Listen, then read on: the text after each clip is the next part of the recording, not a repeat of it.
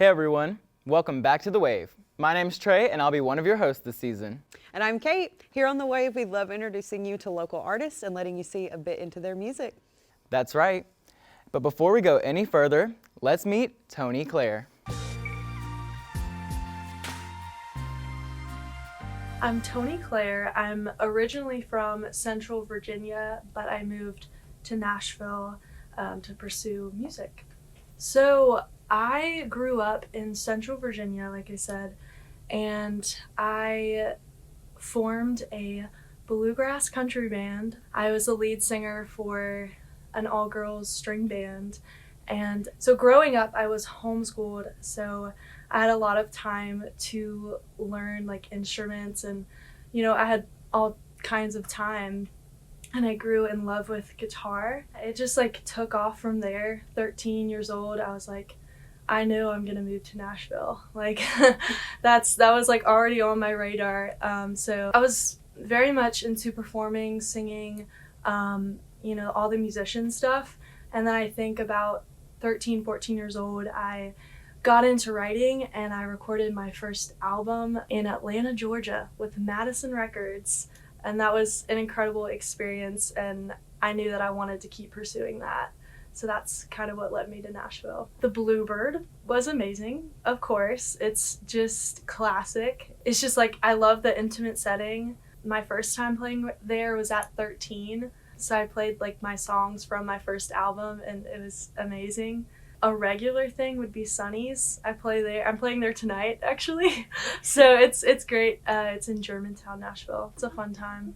Country will always be at heart, and I think one of my, it's kind of short, kind of long-term goal is to play at the Opry. Like I want to get there. I want to be able to do that. And I know like it's up ahead, and I'm just getting ready for it, and I want to play at the Opry. That's definitely a big one. To be able to do that would just mean I really like made it, and yeah, that's a dream for sure. I'm so excited to see her perform later. Me too, but before that, let's get you up to date with this week's music news.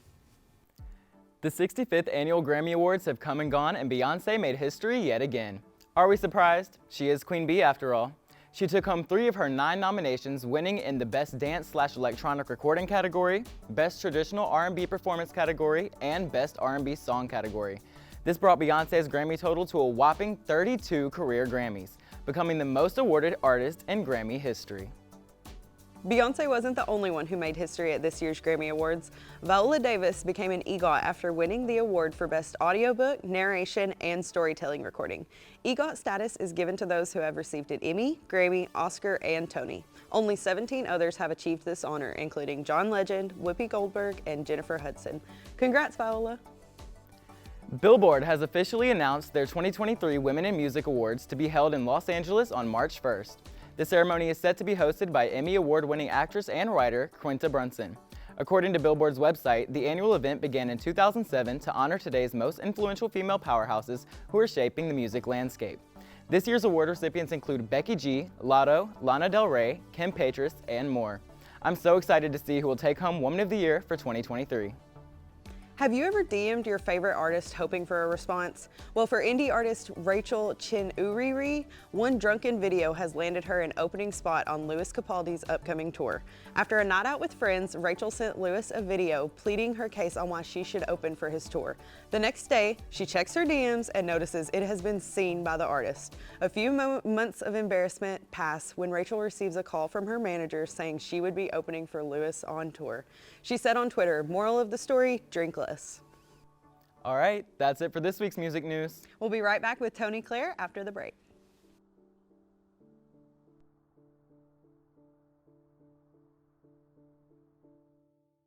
All right, and we're back here with Toni Clare. Thank you so much for being on the show today.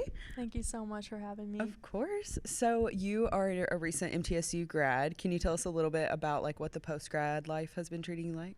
Post-grad life. So I graduated in December from MTSU, and I have just been performing like crazy in Nashville and just co-writing with as many people as I can and just really growing that community, which has been so much fun.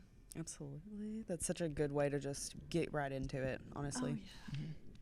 So, what did make you love love songs again? If you could tell us a bit more about the song you're performing today. He wants to know the tea. Absolutely. Yes, always. Yeah, so that was the first song I wrote in Nashville about 3 years ago. I was in the car, the windows were down, giving all the vibes, and I just kind of pulled out my notebook, and I had this like chorus melody in mind, and so I just kind of formed the lyrics like all in the same car ride, pretty much. Like, I don't know, it was about an hour, and Wow. really, I was just in such a happy place, like just being in Tennessee. I kind of struggled in high school growing up, and just finding a community in Tennessee was just amazing for me, and I was on cloud nine, just so happy about it. But I made it into a love song so it could be relatable for listeners. Yeah. So it's kind of like your love song to Tennessee in a way. Yeah, pretty much. That's so sweet. And I recently did a home video where I got a bunch of my followers to send in a video of them and a loved one. So it could be like a couple, like just friends, whatever. And they sent me their video, and I put it all together and for that song. So That's so sweet. yeah, it was fun. I love that. That is, and there's the fact that it's not just about like, you know, a romantic love. Like it's just any type It's a of deeper love. For sure, for sure. That's so sweet. So whenever I was looking through your stuff, I noticed that you went on tour with like a whole little band. How was that like, and how did that experience treat you? Oh my goodness, that was so fun. So my sisters and I kind of formed this bluegrass country band, and we played all around Virginia and then just some state theaters on the East Coast. So that was a lot of fun. I just gained a bunch of experience at a young age and really applied that experience moving here for sure. Oh yeah. Mm-hmm. So speaking of the East Coast and Virginia and all that, I noticed on your Instagram you do like to travel a lot. Do you think that that influences your music in any way, traveling around, seeing different parts of the country? Yeah, definitely. It's funny. A lot of people have said that about me. They're like, Really? your Instagram account is like a travel page. Which I'm like, maybe I need to rebrand a little bit. We love But it though. no, it was, yeah, I love traveling. I'm going to see my sister in Florida this month. And I've definitely traveled a lot for music. I've been to Atlanta, Georgia, recorded an album there. You know, I went to North Carolina, wrote a bunch of those songs for that album. So definitely like the places where I'm at for sure affects the writing. And with that, I just love change. Like I love moving around, and that's kind of how my music has gone, honestly. Like my genres have kind of changed over the years. I used to write a lot of country, bluegrass, still do, but I've recently been loving R&B and pop. So Yes. Love that. Love the little Dramatic. genre switch, Yeah. kind of giving a Dramatic little Taylor change. Swift moment a little bit. Love it. So you mentioned the album. Can you tell us a little bit more about like what that process was like for you and going through all of that? For sure. I recorded the first album when I was, I think, 14. Wow. And yeah, so it was brand new experience. Never had studio experience at all, Yeah. but couldn't have been with a better duo. Tanner Hennon and Wyatt Oates, Madison Records, and in Atlanta, Georgia. It was great. That's so was awesome. And at awesome. 14, like, oh Mhm. my That's gosh, insane. That really Thank is. you so much. So, can you like tell us about one of your favorite performances and maybe a moment that you really enjoyed? Yeah, I've had a lot of really cool performances that have just, yeah, I think the one that comes to mind would be the Bluebird, because obviously that's an iconic place. Absolutely. And just being in a room with, I think it was like it had to be 50 to 70 people just packed into one place, and just all just dead silent. You could hear a pin drop. Really? Just listening to, you know, my own original music, which there's no greater compliment than that. So that had to be my top favorite performance. Absolutely. That is definitely like the place to play. For sure. Especially in Nashville. So can you let us know where we can find you on social media and everywhere else after the show? Yes, you can find me on social media, Toni Clare Music, and my website is toniclaremusic.com. My music's on Spotify and Apple Music and all that good stuff. Perfect. Well, we will find you there. Thank you so much for being on the show. Thank you. And we'll be right back with Toni's performance.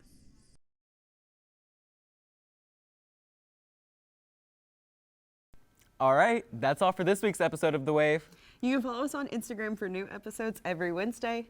To close out this week, Toni Clare.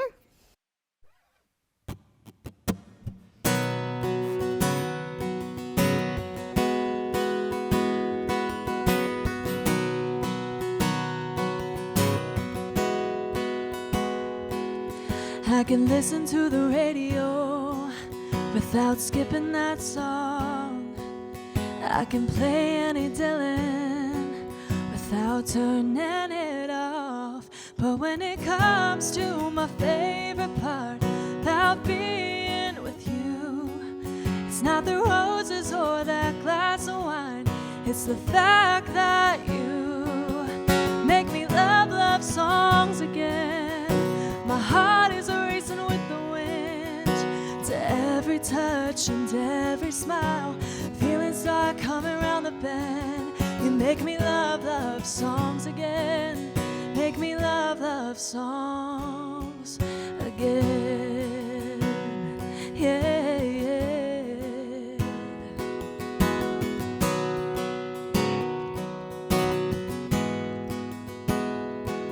I stopped to watch the band play with the keys and guitar. Everyone could see me dancing on and on and on and on and on. My heart is open as the endless sky, bright and beautiful and blue. For a moment I hesitate, but then I think how you make me love songs again. My heart is racing with the wind, to every touch and every smile. Feelings start coming around the bend. Make me love songs again. Make me love songs again. Oh, yeah,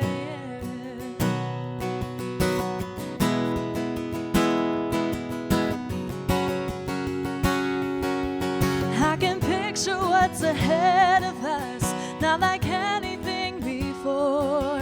You gave me hope for what the future holds. You're everything and more. 'Cause when it comes to my favorite part of being with you, I broke down my walls and let you in. This is what it led me to. You make me love